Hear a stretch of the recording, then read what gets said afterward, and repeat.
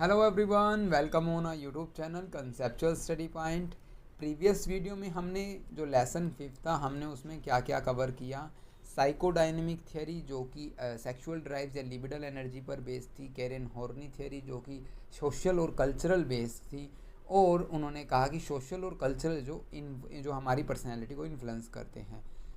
जो फ्रॉइड ने क्या कहा, सिगमंड फ्रॉइड ने साइकोडायनेमिक थियरी में, कि हमारी पर्सनैलिटी को हमारी जो सेक्सुअल ड्राइव्स हैं वो अफेक्ट करती हैं, या सेक्सुअल ड्राइव से हमारी पर्सनैलिटी काफ़ी इन्फ्लुएंस होगी। लेकिन जो थर्ड थे सलिवन्स ने कहा कि सोशल और कॉग्निशंस काफ़ी इन्फ्लुएंस करते हैं हमारी पर्सनैलिटी को। उन्होंने कहा कि कैसे दो पर्सन आपस में इंटरेक्ट करते हैं, उनकी पर्सनैलिटी को डिफ़ाइन हम उनकी स्टडी से कर सकते हैं। इस लेसन में लेसन 6 रहेगा, ये हमारा लेसन 6 MPC 003। ओके, लेसन 6 है social cognitive theory of personality. अभी तक ये पर्सनैलिटी की थियरी ही चल रही है, पर्सनैलिटी बेंडुरा। ये हमारा लेसन का नाम है। एल्बर्ट बेंडुरा ने एक हमें फ्रेमवर्क दिया जिसके अकॉर्डिंग सोशल कोग्निटिव एस्पेक्ट्स किसी भी एनवायरनमेंट में हमारी पर्सनैलिटी को अफेक्ट करते हैं, या जब हम इन चीज़ों को समझ जाएंगे तो अब हमें जो क्या हो जाएंगे, एबल हो जाएंगे किसी की भी एक पर्सनैलिटी को समझने में। इस थ्योरी के अंदर जो मेन इंपॉर्टेंट रोल है वो किसका है, ऑब्जर्वेशनल लर्निंग का, कि हम जो हमारे एनवायरनमेंट में रहकर काफ़ी चीज़ें सीख जाते हैं। एक एक्सपेरिमेंट भी हुआ है यहाँ पर, बोबोडोल एक्सपेरिमेंट जिसको कहेंगे, वो भी हम यहाँ पर डिफाइन करने वाले हैं। सोशल मॉडलिंग, कॉग्निटिव प्रोसेसेस किसी भी एक ह्यूमन के बिहेवियर, एटीट्यूड, बिलीव्स को शेप करने में, चेंज करने में इन्फ्लुएंस करती है, उसका इम्पोर्टेंट रोल रहता है ऑब्जर्वेशनल लर्निंग, सोशल मॉडलिंग और कॉग्निटिव प्रोसेसेस का। Social cognitive theory of personality और बेंडुरा को समझने के लिए हमें 3 टर्म्स को समझना होगा: reciprocal determinism, self system and principle of observational learning. जैसा कि मैंने बताया सोशल कोग्निटिव थियरी, लेकिन इससे पहले इसका नाम पता है क्या था? सोशल लर्निंग थियरी था, कि हम सोसाइटी में रहकर चीज़ों को ऑब्जर्व करके सीख रहे हैं। लेकिन बाद में इसको रिसेंटली ही क्या कर दिया गया, इसका नाम चेंज कर दिया गया, अब रख दिया गया इसका सोशल कोग्निटिव थियरी। अब आप ये समझ जाएंगे इस वीडियो में जब आप देखें कि सोशल कोग्निटिव थियरी इसका नाम क्यों रखा गया। सबसे पहले हमारी टर्म्स है रेसिप्रोकल डिटरमिनिज्म, इसको समझते हैं। रेसिप्रोकल डिटरमिनिज्म बिल्कुल ना एक ऐसी टर्म है, अगर आप इसको छोड़कर आगे बढ़ना कोशिश करेंगे तो आप सफल नहीं हो पाएंगे, हम कह सकते हैं आप समझ नहीं पाएंगे जो ये थ्योरी आपको समझाना चाहती है। अब रेसिप्रोकल डिटरमिनिज्म का क्या मीनिंग है? यहाँ पर 3 फैक्टर्स हैं जो कि एक ह्यूमन के बिहेवियर को शेप प्रोवाइड करते हैं, इन्फ्लुएंस करते हैं या चेंज कर सकते हैं। कौन कौन से फैक्टर्स है? सबसे पहला है पर्सनल फैक्टर, दूसरा है बिहेवियरल फैक्टर, तीसरा है एनवायरमेंटल फैक्टर। अब ये 3 फैक्टर हैं जो कि डिटरमाइन करेंगे किसी भी एक पर्सन के बिहेवियर को। अंडरस्टैंड? अब रेसिप्रोकल क्यों बोला गया? क्योंकि ये बाय डायरेक्शनल है, ये इंडिपेंडेंट नहीं है। These are not independent. ऐसा नहीं है कि पर्सनल फैक्टर है उसी से आपकी पर्सनैलिटी अफेक्ट हो जाएगी, या फिर बिहेवियरल फैक्टर है उसी से आपकी पर्सनैलिटी अफेक्ट हो जाएगी। ऐसा बिल्कुल भी नहीं है।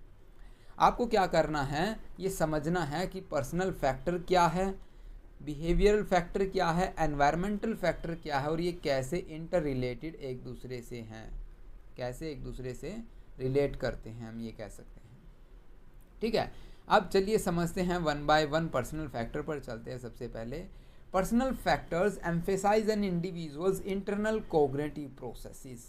किसी भी पर्सन के जो पर्सनल, जिसे हम कह सकते हैं पर्सनल ट्रेट होते हैं, जैसे कि इंडिविजुअल हैव डिफरेंट ट्रेट्स, इसी तरह पर्सनल फैक्टर्स सभी के अलग अलग हैं। जैसे कि cognitive processes, beliefs, attitude, self perceptions, all these are personal factors.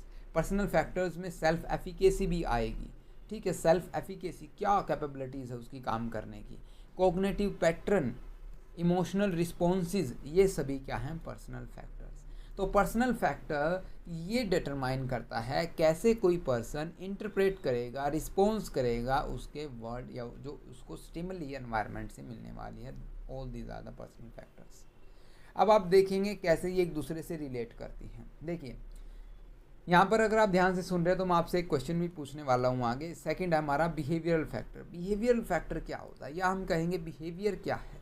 जब आपको एनवायरनमेंट में सामने से, जब मैं आपको बात कर रहा हूँ और आप क्या कर रहे हैं, सुन रहे हैं। मैंने पूछा आपको इज़ इट क्लियर, तो आपने वीडियो देख रहे हैं और आपने कहा समझ आ गया, और या फिर आपने कहा होगा नहीं क्लियर तो नहीं हुआ, चलो दूसरे चैनल से वीडियो देखते या फिर इसी को दोबारा देखते हैं, क्लियर हो जाएगा। तो ये क्या है, बिहेवियर। जब आप एनवायरनमेंट से स्टिमुली ले रहे हैं और उसको रिस्पॉन्स कर रहे हैं, आप एक्शन कर रहे हैं, रिस्पॉन्स कर रहे हैं, जैसे कोई भी अलग अलग जो इंडिविजुअल एंगेज होगा। अब बिहेवियर दो तरह के हो सकते हैं, या तो हो सका ओवर्ट बिहेवियर होगा जिसको हम आसानी से क्या कर सकते हैं, ऑब्जर्व कर सकते हैं, या फिर कोवर्ट बिहेवियर जैसे कि फीलिंग्स, थिंकिंग, ये सभी क्या है, कोवर्ट बिहेवियर है। मान लीजिए अब आपको समझ में आ गया है, आपने कहा यस, अगर लाइव क्लास चल रही है जूम पर तो क्या होगा, आपने कहा कि यस मुझे समझ आ गया, तो मैं आपके चेहरे को देखकर समझ जाऊंगा कि हाँ इसने इसको समझ आ चुका है, ठीक है। तो ये क्या होगा, जिसको हम ऑब्जर्व कर सके ओवर्ट बिहेवियर, और जिसको हम ना ऑब्जर्व कर सके थिंकिंग एंड फीलिंग। अब आपके ब्रेन में क्या चल रहा है वीडियो देखते हुए मैं थोड़ी ऑब्जर्व कर सकता हूँ, that is the covert behaviour. तो behaviour influence by personal factors. अब देखिए इनको हम ना सेपरेटली भी हमने यहाँ पे राइट डाउन किया कि कैसे एक दूसरे को अफेक्ट करते, लेकिन आप साथ के साथ भी समझते हुए चलिए। जैसे कि यहाँ पर मैंने राइट डाउन किया है, behaviour are the influenced by the personal factors. अगर ये कैसे अफेक्ट करता है, पर्सनल फैक्टर्स में क्या कहा मैंने कि पर्सनल फैक्टर इंटरप्रेट करना, इंफॉर्मेशन को इंटरप्रेट करना और फिर रिस्पॉन्स करना। रिस्पॉन्स किस में आएगा, बिहेवियर में आएगा। अगर हम मेरा इंटरप्रिटेशन ही गलत होगा, मेरा परसेप्शन ही गलत होगा, तो मैं बिहेव कैसे करूँगा, रॉन्ग डायरेक्शन में करूँगा। अगर मेरा परसेप्शन सही होगा तो मैं बिहेव सही डायरेक्शन में करूँगा। तो इसीलिए पर्सनल फैक्टर किसको अफेक्ट करेगा, हमारे बिहेवियर को, और बिहेवियर भी हमारे पर्सनल फैक्टर्स को अफेक्ट करेगा। ये समझेंगे थोड़ा सा आगे, ठीक है। अब चलते हैं हमारा थर्ड पॉइंट, एनवायरमेंटल फैक्टर किसे कहेंगे। अब एनवायरमेंटल फैक्टर क्या होता है, बिल्कुल सिंपल एग्जांपल दूं आपको। जैसे कि मान लीजिए आपके, हाँ जी, अब मान लीजिए आपने झगड़ा देखा होगा, है ना, लड़ाई होती है, बच्चों की झगड़ा होता है, तो वो क्या करते हैं, जो चीज़ उनके नज़दीक या जो चीज़ उनके हाथ लग जाती है वही उठा के मुंह पर मारते हैं या फिर सामने वाले के सिर में मार देते हैं। तो वो क्या है, अवेलेबिलिटी ऑफ सोर्सेज, उसका एनवायरनमेंट कैसा है, कौन कौन सी चीज़ें अवेलेबल है, ठीक है, क्या एनवायरमेंटल कंडीशन कह रही है, सिचुएशन क्या कह रही है, उसको तुम्हें कैसे एक्ट करना है, कैसे बिहेव करना है। उसने क्या किया, चीज़ों को इंटरप्रेट किया, परसीव किया कि अरे मैं तो खतरे में हूँ, अब मुझे शायद ये चाकू उठाना पड़ेगा, ठीक है, तो उसको सोचना, that is the personal factor. उसने कॉग्निटिव जो प्रोसेस की, कॉग्निशन किया, इज द पर्सनल फैक्टर, ठीक है। उसने चाकू उठाया या कोई पत्थर उठाया या फिर कोई मिट्टी उठाई मारने के लिए, तो ये क्या है, बिहेव उस कंडीशन के अकॉर्डिंग। अब वो जो एनवायरनमेंट है जिसको ये लगा, that is the environmental factor. तो ये तीनों चीज़ें क्या कर रही है, किसी एक पर्सन की पर्सनैलिटी को अफेक्ट कर रही है, इन्फ्लुएंस कर रही हैं। आपको लगता है कि ये तीनों चीज़ें अफेक्ट कर रही हैं, आप अपना पॉइंट ऑफ व्यू ज़रूर बताइएगा हमें, ठीक है। तो एनवायरमेंटल क्या है, हमारा सोशल कॉन्टेक्स्ट इन विच इंडिविजुअल ऑपरेट्स, जहाँ पर इंडिविजुअल कुछ ना कुछ ऑपरेशन करता है या रिएक्शन करता है। यहाँ पर फिजिकल एनवायरनमेंट हो सकता है, सोशल नॉर्म्स हो सकते हैं, प्रेजेंस ऑफ रोल मॉडल्स या अवेलेबिलिटी ऑफ रिसोर्सेज और अपॉर्चुनिटीज़। रोल मॉडल का क्या मीनिंग है, मान लीजिए कुछ लड़का है, कोई कुछ लड़के नहीं है, कुछ लड़का नहीं है, कुछ लड़के हैं जो ग्रुप में हैं, या फिर सामने से उनके जो क्रश हैं, या एक या दो फ्रेंड्स के जो मान लीजिए सामने से क्रश आ रहे हैं, वो बाइक्स पर हैं, तो वो क्या करेंगे, स्टंट करने की कोशिश करेंगे या ड्रिफ्ट करने की कोशिश करेंगे। ये एग्जांपल मैंने पिछली वीडियोस में भी दिया हुआ है। तो यहाँ पर जो एनवायरनमेंट हमारी परफॉर्मेंस पर इफेक्ट डाल रहा है, हमारे बिहेवियर पर इफेक्ट डाल रहा है, हम कैसे एनवायरनमेंट को परसीव कर रहे हैं, इस तरह हम जो अपने बिहेवियर को शो कर रहे हैं। तो ये था रेसिप्रोकल डिटर्मिनिज्म। ये 3 फैक्टर्स आपको याद करने होंगे, ठीक है। आप समझिए, देखिए कैसे, अब देखेंगे पर्सनल फैक्टर बिहेवियर को कैसे अफेक्ट करता है, बिहेवियर पर्सनल फैक्टर को कैसे अफेक्ट करता है, एनवायरमेंटल बिहेवियर को और एनवायरमेंटल पर्सनल को कैसे इंटर रिलेटेड अफेक्ट करते हैं। जैसे कि एग्जांपल में सबसे पहले पर्सनल फैक्टर है, सेल्फ एफिकेसी का एग्जांपल लिया है यहाँ पर। सेल्फ एफिकेसी, अगर किसी व्यक्ति को ये लगता है कि वो उसकी कैपेबिलिटी है कि मैं ये काम भी कर सकता हूँ, ये काम भी कर सकता हूँ, तो वो क्या करेगा, दोनों को करने की कोशिश करेगा। दैट मीन्स वो बिहेव कर रहा है, रिस्पॉन्स कर रहा है किसी भी स्टिमुली के प्रति। That is the personal factors affect their behaviour. अगर उसको लगता है मैं ये नहीं कर सकता तो शायद वो ना करे। हालांकि जब उसको अननोन तरीके से वो काम दे दिया जाए, उसने क्या किया, बिहेव कर रहा है वो, लेकिन उसको ये नहीं पता ये इतना टफ काम है कि वो जो कर रहा है, तो वो क्या करेगा, आखिर में जब उसको बताया जाता है कि अरे तुमने तो ये काम कर दिया, तो उसके पर्सनल फैक्टर चेंज हो जाएंगे। वो कहेगा अच्छा मेरे में तो इतनी कैपेबिलिटीज़ हैं, है ना। तो पर्सनल फैक्टर्स का ये सही एग्जाम्पल था। एनवायरमेंटल और बिहेवियर, जैसा कि मैंने बताया आपको, फिर भी यहाँ से एग्जाम्पल पढ़ लेते हैं। पर्सन बिहेवियर में change depending on whether they are in sportive और स्ट्रेसफुल एनवायरनमेंट, ऑब्वियस है। अब मान लीजिए ये एग्जाम्पल स्पोर्टिव और स्ट्रेसफुल एनवायरनमेंट का कैसे करेंगे हम, आपके पेरेंट्स के साथ, ठीक है। अब आपके पेरेंट्स ने कहा कि तुम्हें चिंता करने की ज़रूरत नहीं है, तुम पढ़ो, ठीक है, हमें घर का काम नहीं करवाना, तुमसे कुछ भी नहीं करवाना, तुम्हें जो चाहिए वो हमें बताइए और आप पढ़िए और हमें अच्छा रिजल्ट लेके आइए, समझिए, अपनी अंडरस्टैंडिंग बिल्ड कीजिए, नॉलेज बिल्ड कीजिए। तो एनवायरनमेंट क्या कर रहा है, आप उसी तरह बिहेव कर रहे हैं, आपने अच्छी परफॉर्मेंस की, लेकिन एनवायरनमेंट ने कहा कि नहीं, सुबह घर का काम करके जाना है तुम्हें और शाम को फिर आपको खाना बनाना है शाम का, और आपको स्पोर्ट्स अकेडमी में ज्वाइन कर रखे, आपका क्रिकेट में जो इंटरेस्ट है, आपको स्टडी भी करनी है। तो लाइफ फ्रस्ट्रेटेड हो जाएगी, वहाँ पर आपकी जो सेल्फ एफिकेसी, जो आप पोटेंशियल जो यूज़ कर सकते हैं, वो आप शायद ना कर पाएँ। तो इससे एनवायरमेंटल बिहेवियर को अफेक्ट करता है। पर्सनल फैक्टर्स को कैसे अफेक्ट करेगा, different social norms and role models in one environment can shape individual believe और एटीट्यूड। ये पर्सनल फैक्टर्स की बिलीव्स और एटीट्यूड को चेंज कर देंगे। लगभग मैंने एग्जांपल आपको प्रोवाइड करवा दिए। आई होप आपको यहाँ पर सेल्फ क्या था, ये रेसिप्रोकल डिटर्मिनिज्म कवर हो चुका है। आप जैसे कि मैं अब आपसे पूछूं इज़ इट क्लियर, अब आपका रिस्पॉन्स देखिए क्या रहेगा, ठीक है। सेकेंड टर्म आती है हमारे पास सेल्फ सिस्टम। अब सेल्फ सिस्टम ना एक ब्रॉड कंसेप्ट है, ठीक है। इसको समझने के लिए हमें कौन कौन सी चीज़ों को समझना होगा, self concept, self esteem, self efficacy beliefs and self regulation mechanism. जब इन चारों पांचों चीज़ों को हम ऐड कर देंगे, सम कर देंगे इनका, तब हमारा बनता है सेल्फ सिस्टम, ठीक है।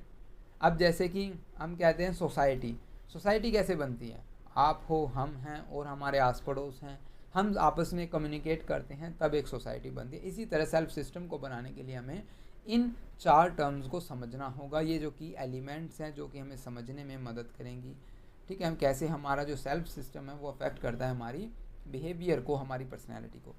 सबसे पहले पॉइंट आता है हमारे पास सेल्फ कॉन्सेप्ट। सेल्फ कॉन्सेप्ट क्या है, जब मैंने आपको कहा कि आपको समझ आ गया या आपका कॉन्सेप्ट क्लियर हो गया, आपके टीचर्स आपकी क्लास में पूछते हैं आपका कॉन्सेप्ट क्लियर हो गया, ठीक है, तो वहाँ पर क्या हो रहा है, कॉन्सेप्ट्स कैसे बनते हैं, एक छोटी सी इन्फॉर्मेशन होती है, फिर उसको इन्फॉर्मेशन से कनेक्ट किया जाता है, फिर एक दूसरी इन्फॉर्मेशन से कनेक्ट किया जाता है, और इस तरह जब आप इन तीनों इन्फॉर्मेशन को ऐड ऑन करने के बाद क्या करेंगे, कंपेयर करेंगे किससे, अपने प्रीवियस एक्सपीरियंसेस से, और फिर आप इनको सीख जाएंगे और अपने आप अडेप्ट कर लेंगे, तब वो कॉन्सेप्ट बन जाता है। अगर आप उसे अडेप्ट करने में कैपेबल हैं, सक्सेसफुल रहे हैं, तो आपका कॉन्सेप्ट बन जाएगा, जिसे हम सेल्फ कॉन्सेप्ट कह सकते हैं।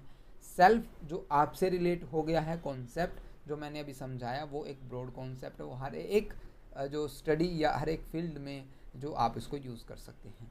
तो self concept, perception, believe about them self, ठीक है, ये था किसके लिए, सभी स्टडीज़ के लिए।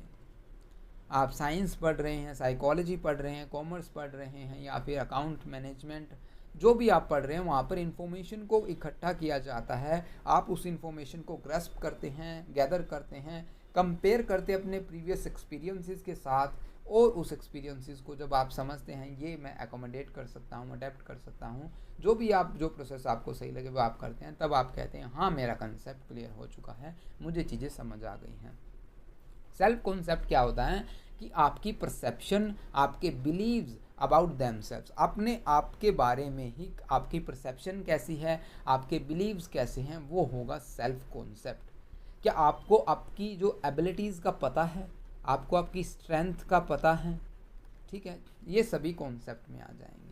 एबिलिटीज़ देखिए, आपके कैरेक्टरिस्टिक्स, एबिलिटीज़, रोल्स, आइडेंटिटी, ये सभी अगर आपको पता है, हाँ कि हाँ मुझे ये करना है, मेरे ये कैरेक्टरिस्टिक्स हैं, मेरी ये स्ट्रेंथ्स हैं, तो आपका सेल्फ कॉन्सेप्ट क्लियर है।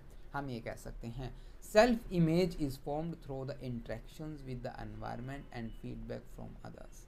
अब सेल्फ कॉन्सेप्ट बनता कैसे है? जब हम दूसरों से इंटरेक्ट करते हैं। मान लीजिए कल आप मुझसे मिले और आपने कहा कि यस सर, मुझे वो कॉन्सेप्ट क्लियर हो गया है, अब मैंने बिहेवियर में ये चेंज किए हैं और आप मेरे बिहेवियर को ऑब्जर्व कर सकते हैं। तो ये क्या है? Self concept. हम ये एग्जांपल समझ सकते हैं कि मैंने कहा वाह भाई वाह, आपने ऐसा किया, मैंने क्या एक अच्छा पॉजिटिव फीडबैक दिया, जिससे कि आप इस तरह की पॉजिटिव चीज़ों को आगे भी ग्रैस्प करने की कोशिश करेंगे। तो इंट्रैक्शन जब हम लोग एनवायरनमेंट से करते हैं और जो फीडबैक हमें मिलता है उससे हमारी सेल्फ इमेजेस बनती हैं, सेल्फ कॉन्सेप्ट तैयार होते हैं। अगर किसी व्यक्ति का सेल्फ कॉन्सेप्ट पॉजिटिव है तो उसके अंदर हाइयर सेल्फ अस्टीम होगा, अगर लो है तो उसका सेल्फ अस्टीम बिल्कुल लो होगा। उसको सेल्फ वर्थ लगेगा कि हाँ मेरी कोई कीमत है, मैं कुछ कर सकता हूँ, मेरी एक वैल्यू है। अब सेल्फ अस्टीम की बात करते हैं, सेकेंड टर्म सेल्फ अस्टीम ही है, ठीक है। अब सेल्फ अस्टीम क्या कहती हैं? जब इंडिविजुअल क्या करेगा, ये देखेगा कि यार वो तो कितना अच्छा आदमी है ना, या फिर वो कितनी अच्छी लड़की है, वो अपने पेरेंट्स का काम करती है, वो जॉब करती है, वो स्टडी करती है, पैसा भी कमा रही है और अपनी लाइफ को भी अच्छी तरह चला रही है, लेकिन मैं तो कुछ कर ही नहीं रहा, मैं घर पे बैठा हूँ, मैं अकेला हूँ, ठीक है, मैं तो नल्ला हूँ यार, मैं कुछ भी नहीं कर रहा ना, मैं सिर्फ पापा के पैसे उड़ा रहा हूँ। जब ये उनको ये लगता है नहीं यार मुझे भी कुछ करना चाहिए, मैं तो बिल्कुल ही ख़राब व्यक्ति हूँ, है ना, तो क्या है, वो सेल्फ अस्टीम, अपनी सेल्फ अस्टीम को मेज़र कर रहा है, इवेल्युएट कर रहा है उसकी आउन वर्थ और वैल्यूज़ को, ठीक है। It reflect the extent to which a person likes, respects, feels confident about themselves. अब जो सेल्फ कॉन्सेप्ट था वो भी कॉन्सेप्ट किसके बारे में थे? अपने आप के बारे में थे। अस्टीम है, जो हम सेल्फ अस्टीम की बात कर रहे हैं, वो भी हमारे बारे में है। अगर देखिए जो लड़की सारे काम करती है, जॉब करती है, घर का काम करती है, पढ़ाई करती है, अपने घर के जो सभी मेंबर्स का ख्याल रखती है, तो उसका सेल्फ अस्टीम क्या होगा कि मैं काफ़ी कुछ करती हूँ, हाँ मैं जो करती हूँ वो मेरे लिए सफिशिएंट है, मैं इसमें खुश हूँ। तो higher self esteem associated with positive feelings with one abilities and achievements. जिसका लो सेल्फ अस्टीम होगा उसको सेल्फ डाउट होगा, नेगेटिव सेल्फ परसेप्शंस होंगे। अब जो मान लीजिए जैसे कि मैं कह रहा हूँ कि मैं घर बैठा हूँ, मैं कुछ करता नहीं, मैं सिर्फ पापा के पैसे उड़ाता हूँ, मुझे बैड फील हो रहा है, और इस तरह मुझे क्या होगा, सेल्फ डाउट होंगे, परसेप्शंस मेरी नेगेटिव होगी, कि हर जगह मुझे नेगेटिविटी दिखाई देगी। तो ये क्या है? Self esteem. सेल्फ अस्टीम मीन्स आप समझ गए होंगे कि हम हमारी जो आउन वैल्यू और वर्थ को मेज़र करते हैं, इवेलुएट करने की कोशिश करते हैं। नेक्स्ट आता है हमारे पास सेल्फ एफिकेसी एंड बिलीव्स। आप क्या क्या काम कर सकते हैं, is a critical aspect of the self system. सबसे इम्पोर्टेंट आप कह सकते हैं, काफ़ी इम्पोर्टेंट कह सकते हैं। देखिए इम्पोर्टेंट तो सभी हैं, सबसे नहीं कहेंगे, काफ़ी इम्पोर्टेंट है। ये किसी की क्या कहता है? ये कहता है individuals believe in their own capabilities to perform specific task and achieve goals. Concept में क्या कहा? इंडिविजुअल क्या करता है, अपने परसेप्शन को, अपने बिलीव्स के बारे में, अपनी कैरेक्टरिस्टिक्स के बारे में, अपनी स्ट्रेंथ्स के बारे में जानता है। अगर वो जानता है अपने आप के बारे में, इट मीन्स उसका सेल्फ कॉन्सेप्ट क्लियर है। सेल्फ अस्टीम क्या कह रही है कि वो अपने आप को इवेल्युएट करता है कि मेरी कीमत क्या है, मैं अपने आप को क्या समझता हूँ, ठीक है। सेल्फ एफिकेसी का मीनिंग है कि मैं मेरी कैपेबिलिटीज़ को जानता हूँ कि मैं ये पर्टिकुलर टास्क क्या मैं कर सकता हूँ, क्या नहीं कर सकता। तो कह सकते हैं हम ये कॉन्सेप्ट से रिलेट करता है। तो सेल्फ सिस्टम में ये देखिए काफ़ी इंपॉर्टेंट है, जहाँ पर स्पेसिफिक टास्क, उसकी कैपेबिलिटीज़, क्या वो उन गोल्स को अचीव कर सकता है, ये सभी है जो सेल्फ एफिकेसी बिलीव में आते हैं। Self efficacy believe influence motivation, efforts, persistent. When someone has high self-efficacy in a particular area, they are more likely to take on challenges and work toward achieving their goals. अगर किसी का कम होगा तो obvious है वो task को avoid करेगा, वो जो काम में पार्टिसिपेट करने में आनाकानी करेगा कि नहीं नहीं मैं नहीं करने वाला, नहीं तुम ही कर लो, मैं करूँगा तो शायद क्या पता ज़्यादा आपको आउटपुट देखने को मिल जाए। कुछ ऐसे एक्सक्यूजेस आपको देखने को मिल सकते हैं।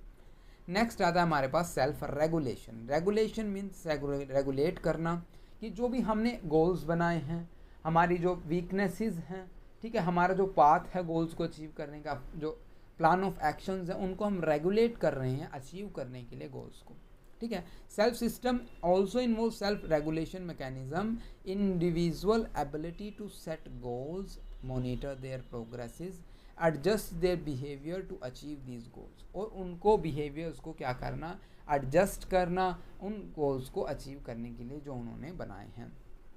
आई होप आपको self regulation, self system, self concept ये सभी क्लियर हो गए होंगे। थर्ड जो आती है हमारी टर्म हमारे पास, principle of observation learning. Principle of observation learning जैसा कि टर्म से आप क्लियर करने की कोशिश कीजिए, कैसे हम ऑब्जर्व करने के बाद सीखते हैं या हम सीखते हैं ऑब्जर्वेशन से। तो यहाँ पर एक एक्सपेरिमेंट की बात की गई है, Bobo doll behaviour a study of aggression. इस एक्सपेरिमेंट में क्या किया जाता है कि एक डॉल ले लेते हैं हम सभी। अब मान लीजिए मैंने एक डॉल ली, ये डॉल है, ठीक है, और मैंने 3 ग्रुप बना दिए A B C। In groups में बॉयज़ भी हैं, गर्ल्स भी हैं, ठीक है, स्टूडेंट्स की, बॉयज़ एंड गर्ल्स। अब जो फर्स्ट ग्रुप है चिल्ड्रंस का, उसको मैंने क्या किया, मैं जाता हूँ, ठीक है, और उस जो डॉल है उसको पंच करता हूँ, किक करता हूँ, या वर्बली मैं कुछ उनको गलत बोलता हूँ या बैड वर्ड्स का यूज़ कर रहा हूँ। मीन्स एग्रेसिव बिहेवियर में उनको शो करता हूँ कि मैं तुम्हें छोड़ूंगा नहीं, मैं तुम्हारे बालों को नोच लूँगा, मैं तुमको मुक्का मार दूंगा, या मैं तुमको है किक करूँगा, ठीक है। तो इस तरह की बातें हैं जो क्या होती हैं, बच्चों को दिखाई गई, उनको ऑब्जर्व करने के लिए बोला गया, बच्चों ने देखा अच्छा ऐसा किया जाता है। सेकंड ग्रुप को साथ क्या किया गया, उनको है जो उनके पास कोई एक मॉडल जाती है, डिफरेंट मॉडल। अब यहाँ पर तो मैं चला गया, अब जो दूसरे ग्रुप के पास आप जाएंगे। आप कैसे जाएंगे, आप जाएंगे सिर्फ विदाउट, आप एग्रेसिव बिहेवियर शो नहीं करेंगे, सिर्फ जाएंगे, टॉयज़ हैं, ठीक है, आप उनको देख रहे हैं, थोड़ा बहुत खेल लिया, दैट्स इट, आप वापस आ गए। थर्ड ग्रुप के साथ क्या किया गया, थर्ड ग्रुप को कुछ भी नहीं दिखाया गया, हम ये कह सकते हैं उनके पास मॉडल भी हमने नहीं भेजी, सिर्फ टॉयज़ हमने रख दिए।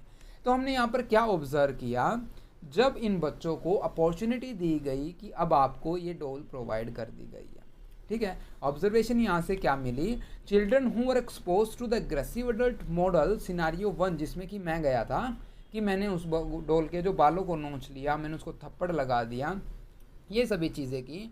तो वहाँ पर बच्चों ने क्या किया, एग्रेसिव बिहेवियर शो किया। जब उनको उस डॉल के साथ खेलने का मौका दिया गया, उन्होंने भी वैसे ही किया जैसे मैंने किया था, या सेम कुछ ऐसा करने की कोशिश की, ठीक है। तो क्या ऑब्जर्व किया जाता है, the observed aggressive behaviour including hitting, kicking, verbally abusing the doll. Children in the controlled group and the group exposed to the non-aggressive adult display significantly fewer aggressive as comparison to first group। जैसे कि हमने 3 group consider किए थे और इनको सबसे ज़्यादा aggressive nature वाला जो सिस्टम यहाँ पर क्रिएट कर दिया गया था। तो इन दोनों ग्रुप्स की कंपैरिजन में ये जो ग्रुप ए है हमारा, जो इन चिल्ड्रंस ने क्या किया, ज़्यादा अग्रेसिव नेचर शो किया। तो यहाँ से जो कुछ प्रिंसिपल्स निकाले गए, उन प्रिंसिपल्स को हम 1 बाय 1 डिस्कस करते हैं। पहला प्रिंसिपल है अटेंशन। अटेंशन में जब भी हम कुछ सीखना चाहते हैं, ऑब्जर्व करना चाहते हैं, हम जो लर्न करना चाहते हैं, तो वहाँ पर हमें क्या करना होगा, अटेंशन को पे करना होगा। We need to pay attention in order to learn something. We can say that in order for observational learning to occur, कि ऑब्जर्वेशनल लर्निंग हो जाए, individual must pay to attention to the model, to the person जिसको हम observe कर रहे हैं, जो action show कर रहा है हम उसको ऑब्जर्व करेंगे, ठीक है, और फिर बिहेवियर जो वो शो कर रहा है उसको। अटेंशन एक क्रिटिकल स्टेप है, पहला स्टेप है जो कि ऑब्जर्वेशन लर्निंग में सबसे इम्पोर्टेंट है, ठीक है। सेकंड आएगा रिटेंशन। रिटेंशन मीन्स क्या है, रिटेंशन मीन्स अब हमने अटेंशन तो पे कर लिया, हमने मॉडल को देखा, ठीक है, ये ऐसे खेल रहा है या ऐसे उसने किया, लेकिन हम उसको रिमेंबर कर पाएँ, रिटेन कर पाएँ, रिकॉल कर पाएँ, या बार बार हम उसको क्या करें, अपने ब्रेन में रिहर्सल कर पाएँ, that is called as retention. Understand. तो retention means encoding after paying attention to the model, individual must be able to remember, retain the observed behaviour, जो उसने बिहेवियर ऑब्जर्व किया है उसकी मेमोरी में। दिस इन्वॉल्व, जहाँ पर एनकोडिंग इन्फॉर्मेशन, एक मेंटल रिप्रेजेंटेशन तैयार करेगा बिहेवियर का फ्यूचर रेफरेंसेस के लिए। जब कभी मुझे एक डॉल मिल जाएगी, मैं उसके साथ ऐसे ही उसको खेलूँगा, ठीक है। थर्ड आता है रिप्रोडक्शन। रिप्रोडक्शन किसे कहेंगे, reproduction refer to the ability reproduce और रेप्लिकेट द ऑब्जर्व बिहेवियर। जो बिहेवियर आपने ऑब्जर्व किया ना, जो आपने लर्न किया, जो आपने सीखा, उसको आप क्या कर रहे हैं, अब आप उसको अप्लाई कर रहे हैं, रिप्रोड्यूस कर रहे हैं, रेप्लिकेट कर रहे हैं। This often involve practicing the behavior skills based on the mental representation created during the attention और retention phases के दौरान जो हमने mental representation create की ना, उसको हम क्या करेंगे, अब reproduction करेंगे उसका। अब फोर्थ आता है हमारे पास मोटिवेशन। अब मोटिवेशन ऑब्जर्वेशन लर्निंग में कैसे हेल्प करेगा, मोटिवेशन कैसे हेल्प करेगा। अब मान लीजिए आप कुछ सीखना चाहते हैं और वो आप ऑब्जर्व कर रहे हैं, जैसे कि फोटोग्राफी आपने देखा होगा कि भी बच्चे जो सेल्फी शुरुआत में जो पाउट बनाते थे, कुछ ऐसे क्लिक करना, कुछ ऐसे, तो धीरे धीरे एक दूसरे को देखा, हमने सीखा, हमने क्या किया, ऑब्जर्व करके उसको सीखा, क्योंकि हम उसको सीखना चाहते थे, हमारी इंटरनल डिज़ायर्स थी। या फिर हम कह सकते हैं हमने एक फोटोग्राफर को देखा, उसने कुछ यूँ पोर्ट्रेट जो मोड पर है, जो कैमरा को स्टैंड बाय, जब मान लीजिए हम कोई बंदा खड़ा है, अकेला है, सोलो फोटो हो रही है उसकी, या सिंगल पोर्ट्रेट हो रहा है, तो उसने कैमरे को यूँ, ठीक है, हाथों में पकड़ा, तो ऐसा क्या हमें ये पता चला, ठीक है, उसने ऐसे फोटो को पकड़ना है। धीरे धीरे हमने ऑब्जर्व किया जिसमें हमारा इंटरेस्ट होगा। तो motivation play a significant role in observation learning. Individuals are more likely to imitate behaviour they believe will lead to desirable outcome और रिवॉर्ड। अंडरस्टैंड। अब जिस चीज़ का जिसका मोटिव होगा वही सीखने में ज़्यादा, है ना, कम समय में जल्दी सीख पाएंगे ना, ये भी तो है ना पॉइंट। फिफ्थ पॉइंट आता हमारे पास रिइंफोर्समेंट और पनिशमेंट। अब रिइंफोर्समेंट और पनिशमेंट किसी भी ऑब्जर्वेशन लर्निंग में क्या है। मान लीजिए अब आप किसी को ऑब्जर्व कर रहे हैं, उसने देखा एक बिल्कुल हट्टे कट्टे नौजवान ने दूसरे को पिटाई की, जैसे कि हमने डोल के साथ किया। अब जैसे ही हमने डोल के साथ पिटाई की, डोल की, उसके बालों को नोच दिया, मम्मी आए और मम्मी ने चांटे लगाए। जैसे डोल के साथ हमने किया था वैसे ही मम्मी ने हमारे साथ कर दिया और हमारे बालों को नोच दिया, चांटे लगाए, किक लगाई, है ना। तो उससे क्या हो रहा था कि हमें ये पता चला कि जो हम एक्शन ऑब्जर्व कर रहे थे उसके कॉन्सिक्वेंसेस क्या हैं, ठीक है, उसको रेनफोर्स किया जा रहा है या पनिश किया जा रहा है। अब यहाँ पर तो पनिशमेंट बढ़ गई, तो हम क्या करेंगे, तौबा रे तौबा, ऐसा नहीं करने का। हम क्या करेंगे, डोल को सवार देंगे, है ना। तो क्या है, ये डिपेंड करता है कि कॉन्सिक्वेंसेस क्या हैं किसी भी जो हम प्रोसेस देख रहे हैं, जो हम इंफॉर्मेशन गेन कर रहे हैं, जो हम काम कर रहे हैं, उसके कॉन्सिक्वेंसेस देखे जाते हैं। अगर वहाँ पर पनिशमेंट है तो हम उसको इमिटेट करने की कोशिश कम करेंगे। जहाँ पर इन्फोर्समेंट है, हाँ देखा भैया ने टॉप किया, उसको गाड़ी दिला दी, तो मुझे भी टॉप करना चाहिए, मुझे बस मिलेगी, है ना। तो रेनफोर्समेंट भी एक है जो इस पर अफेक्ट करता है हमारी पर्सनैलिटी को। सिक्स्थ पॉइंट आता है हमारे पास सेल्फ एफिकेसी।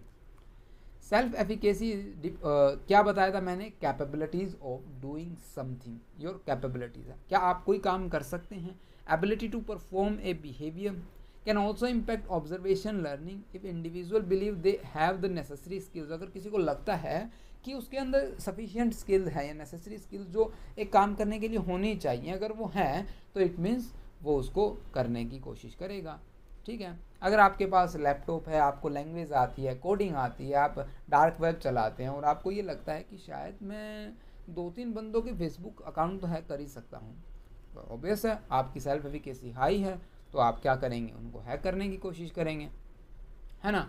अब आप वहाँ पर कॉन्सिक्वेंसेस नहीं देख रहे, तो ये सभी क्या है, ऑब्जर्वेशन लर्निंग के प्रोसेसेस हैं, ऑब्जर्वेशन लर्निंग के प्रिंसिपल्स है, सॉरी, ठीक है। तो ये था हमारा बैंड्यूरा की थियरी, यहाँ पर कवर हो गई है। हमने जो 3 पॉइंट पढ़े, आई थिंक आपको क्लियर हो गए हैं, काफ़ी इजीली मैंने आपको समझाने की कोशिश की।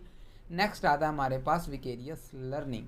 विकेरियस लर्निंग क्या होती है, देखिए ये लर्निंग ऐसी है कि हम एक्सपीरियंसेस से, एक्शंस ऑफ अदर्स से, ऑफन विदाउट डायरेक्टली एक्सपीरियंसिंग दो सिचुएशन ऑन सेल्फ। जैसे कि अगर आपने अपने बड़े बुज़ुर्गों की बात सुनी हो, दादा दादी की, पेरेंट्स की, वो कहते हैं कि जो गलतियां हमने की हैं वो आप ना करें। वो कहानियां सुनाते हैं, कहानियां सुनाने के जो मोरल्स ने होते हैं ना, आखिर में वो हमें बताए जाते हैं कि कुछ ऐसा हुआ, फिर कुछ ऐसा हुआ, और अंत करे, सॉरी क्या कहते हैं उसको, it is good to be good. जो अच्छा होता है उसका अंत में अच्छा ही होता है। तो ये क्या है, एक मोरल है जो हमारे जो पूर्वज हैं या हमारे से जो एल्डर्स हैं, जो हमारे बड़े हैं, या फिर हम किसी और को, छोटों को भी देखकर कुछ चीज़ें सीखते हैं, ठीक है, उसने ऐसा किया, देखो उसके साथ ऐसा हो गया, तो मुझे ऐसा नहीं करना चाहिए। तो हम क्या कर रहे हैं, without experiences, learning from others experiences, हम दूसरों के एक्शन से सीख रहे हैं, उनके एक्सपीरियंसेस से सीख रहे हैं, जो उनको कॉन्सिक्वेंसेस देखने को मिले उन कॉन्सिक्वेंसेस से सीख रहे हैं। That is known as vicarious learning. ठीक है, हम दूसरों को देखकर आसानी से सीखते नहीं हैं। लेकिन हाँ, मान लीजिए जब एक्सीडेंट हो जाता है, अभी रिसेंटली यहाँ पर यूनिवर्सिटी के पास है ना एक्सीडेंट हो गया, तो बच्चों ने देखा या तो भैया इन्होंने ही काफ़ी भगाई होगी या ट्रक वाले ने, ठीक है, तो हम उनको देखते कहते हैं कि भैया तुम भी आराम से चलाओ यार, देखो अभी अभी एक्सीडेंट हुआ है। That is the vicarious learning, कि आप दूसरों के एक्सपीरियंस से सीख रहे हैं, उनके एक्शन से सीख रहे हैं। तो यहाँ पर ऑब्जर्वेशन, मॉडलिंग, ये जो क्या है इंपॉर्टेंट की पॉइंट्स है जो कि आपको पढ़ने होंगे, बिल्कुल सेम है। इमिटेशन आप कॉपी कर रहे हैं, लर्निंग थ्रू कॉन्सिक्वेंसेज, अब क्या कॉन्सिक्वेंसेज आपको देखने को मिलते हैं, ठीक है, ये आपके ऊपर डिपेंड है कि आपने स्टडी नहीं की। क्या कहते हैं, आपने अगर नोट किया हो तो हमारी जो या जो इस टाइम मान लीजिए जो 24 या 25 ईयर के एज के, या 23 या 22 भी, तो उनके पेरेंट्स ने क्या कहा होगा कि हम नहीं पढ़े बेटा तुम पढ़ लो, ठीक है, हमें नौकरी नहीं मिली तो तुम्हें मिल जाएगी। तो ये क्या है, वो अगर कोई बच्चा ऐसा करके जो पढ़ना शुरू कर दे तो इट मीन्स वो पता है, वो उनके कॉन्सिक्वेंसेस को देख रहा है कि आज हमारी फैमिली की हालत क्या है, हमारे जो फिनेंशियल कंडीशन क्या है, हम क्या कर सकते हैं क्या नहीं कर सकते। अगर हम पढ़ सकते हैं, अगर हम पढ़ लेते हैं तो हम कुछ इस तरह की अपॉर्चुनिटीज़ हमें देखने को मिल जाएंगी। तो that is the learning with consequences हम कह सकते हैं। इमिटेट, हम किसी को मिमिक करते हैं, मिमिक्री कर रहे हैं किसी की, ठीक है, या हम किसी को देख कर सीख लेते हैं, है ना। तो ऑब्जर्वेशनल मॉडलिंग, हमारे कोई रोल मॉडल्स होते हैं जिसको हम देख कर ये कहते हैं नहीं नहीं हमेशा पॉजिटिव रहना चाहिए, उन्होंने कहा है। तो दैट्स वाई ये सभी थे विकैरियस लर्निंग के की पॉइंट्स। तो ये कंप्लीट हो जाता है हमारा chapter 6, lesson 6, social cognitive theory of Bandura. आप समझ गए होंगे सोशल कोग्निटिव मतलब society, cognition, environment, personal factors कैसे हमारे बिहेवियर को, पर्सनैलिटी को डिटरमाइन करते हैं, ये बैंडुरा ने कहा। आई होप आपको कंटेंट अच्छा लगा होगा। अगर कंटेंट अच्छा लगे, बुरा लगे, कमी लगे या ज़्यादा लगे, जो कुछ भी लगे कमेंट ज़रूर कीजिएगा कमेंट सेक्शन में। नोट्स के लिए मैं बता देता हूँ आपको, नोट्स के लिए आपको 9 रुपीज़ पे करने होंगे पर PDF। इस PDF की जो आपको जो सॉफ्ट कॉपी आपको जो 9 रुपीज़ में आपको मिल जाएगी। कैसे आपको मिलेगी, आप हमसे कांटेक्ट कर सकते हैं हमारे व्हाट्सएप नंबर से, ईमेल आईडी से, और टेलीग्राम चैनल पर हमसे आप जुड़ सकते हैं फर्दर अपडेट्स के लिए, नई नई वीडियोस के लिए आप जो चैनल को सब्सक्राइब कर सकते हैं। All depend on upon you, ये सब कुछ आप पर डिपेंड है, it's all depend upon you. So WhatsApp, email, जो यूट्यूब भी एक कम्युनिकेशन का है, ऐसी बात नहीं। आप कमेंट करके हमसे पूछ सकते हैं हम कैसे नोट्स को एक्सेस करें। तो आपसे कांटेक्ट कीजिए, व्हाट्सएप कीजिए, ईमेल कीजिए, कमेंट कीजिए, लाइक कीजिए, सब्सक्राइब कीजिए, it's all depend upon you. आप वीडियो को देखते देखते नोट्स बनाइए, आपकी कैपेबिलिटीज़ को चेक कीजिए, याद कीजिए, सीखिए, अपने एनवायरनमेंट में जाइए, एक्सप्लोर कीजिए चीज़ों को, एक्सप्लोरेशन अपने आप का एक्सप्लोरेशन बढ़ाइए। ये सभी चीज़ें जो काफ़ी इंपॉर्टेंट है एक स्टूडेंट के लिए, एक स्टूडेंट लाइफ में। बाहर निकलिए अपने घर से, चीज़ों को सीखिए। मैं यही कहता हूँ, ऑब्जर्वेशन लर्निंग कीजिए। आज की वीडियो को देखने के बाद 1-2 चीज़ें आप देखकर सीखिए, कोशिश करिए कुछ नया सीखने की। आई होप आपको वीडियो अच्छी लगी होगी। Thank you for watching this video. Have a nice day.